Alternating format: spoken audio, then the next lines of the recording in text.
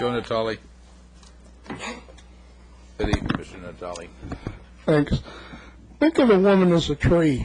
In the summertime, she provides shade to her children, which are the residents. In the evening, she keeps the wind and the cold out. So why do we want to take part of our history and cut down the history of the women in the trees? It doesn't make sense. Next thing is that a few years ago, when Bayside had a retreat over at the Marriott, one of the things they discussed on their board thing was to cut down all the trees on 2nd and 4th Street.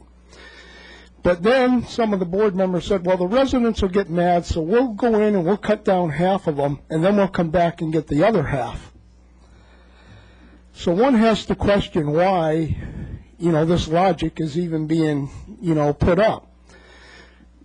As far as our forester goes, I remember at a meeting that the city manager had for a community meeting, and he spoke on the issue.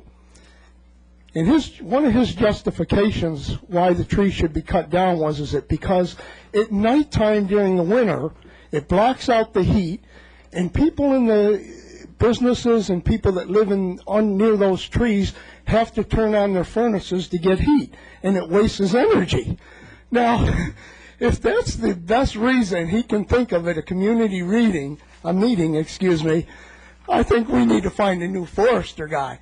I mean, I've never heard something so dumb and so ridiculous that was said in front of a whole room full of residents when the city manager was having a meeting, with the community about the trees.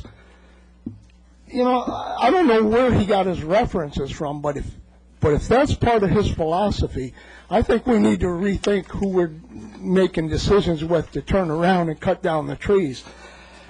Because I can't think of anything stupider said that was said by him. Thank you, Mr. Natoli.